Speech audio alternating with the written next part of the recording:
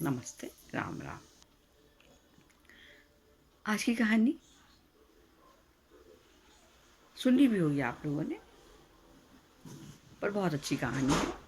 इसको अपन धार्मिक भी कह सकते हैं, ये भी कह सकते हैं, जब जो जहाँ जहाँ होना होता है वहाँ वहाँ वही होता है। एक बार विष्णु जी को शंकर जी से कुछ बात करना थी। शंकर जी हिमालय में थे, तो विष्णु जी गरुड़ के ऊपर बैठे और वो हिमालय पर्वत पर आए। गरुड़ जी ने उनको गुफा के द्वार पर छोड़ दिया, विष्णु जी अंदर चले गए। उनकी कोई मीटिंग हो रही थी।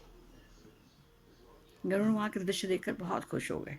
बहुत सुंदर हिमालय पर्वत के दृश्य तो वैसे ही बहुत सुंदर दिखाई देते हैं, अभी भी सुंदर दिखाई देते हैं। वहाँ जाओ तो ऐसा स्वर्ग में आ गया, स्वर्ग लोक की अनुभूति होती है। गरुड़ जी बड़े मगन होकर सब देख रहे थे, तो उन्होंने देखा एक पेड़ पर एक चिड़िया, सुंदर सी चिड़िया बैठी। उसको देखकर बहुत खुशी हुई, बहुत अच्छा लगा उस चिड़िया को देखकर। थोड़ी देर में यमराज भी आए। उनसे गरुड़ जी ने उनसे नमस्कार वगैरह करी, उनने भी उसका उत्तर दिया। और यमराज ने फिर ध्यान से उस चिड़िया की तरफ देखा। गरुड़ जी ने देखा कि यमराज ने चिड़िया को बहुत ध्यान से देखा है। यमराज अंदर चलेगा। गरुड़ ने सोचा, यमराज जी ने जब देखा इस चिड़िया को, मतलब उसकी मृत्यु निश्चित है, मरेगी आज जरूर। क्या करें?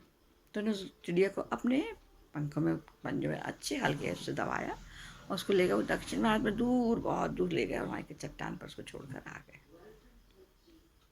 और बहुत खुश हुई कि मैंने उसकी जान बचाई। गरुड़ अपनी जगह पर आकर बैठ गया। जब थोड़ी देर में उनकी मंत्रणा खत्म हुई, यमराज बाहर आए, तो उन्हें फिर उस चिड़िया को देखा, तो चिड़िया वहाँ नहीं थी। गरुड़ ने पूछा, कि आप उस चिड़िया को क्यों देख रहे थे? तो बोले, उसकी मृत्यु निश्चित थी। बोले, मैं इसलिए उसको वहाँ पर छोड़कर आया हूँ, दक्षिण भारत बहुत अच्छी जगह छोड़कर आया हूँ। वो शांत अपना वहाँ बैठी हुई, उसको वहाँ आराम मिल रहा होगा। यमराज बोले, नहीं, मैं ये सोच रहा था कि चिड़िया यहाँ बैठी है और वहाँ कैसे पहुँचेगी जहाँ उसकी मृत्यु निश्चित है।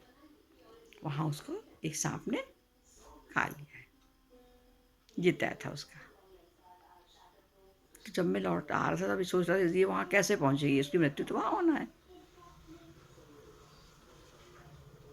और देखो गरुड़, तुम इसका कारण बन गए और तुम उसको वहाँ छोड़कर आ गए, क्योंकि उसकी मृत्यु वहाँ ही होना थी, लिखी थी, सांप द्वारा ही उसको मारा जाना था। गरुड़ बहुत पछताया, अफसोस भी किया, क्या हो गया। बोले, नहीं, इसमें कोई तुम्हारा दोष ही नहीं, उसको तो वहाँ जाना ही था, होना ही था। तो इस प्रकार जिसकी जहाँ तय रहता है, जहाँ जो काम हो वो वहाँ तभी होता है और समय भी उसके लिए निश्चित होता है। नमस्ते, राम राम, धन्यवाद।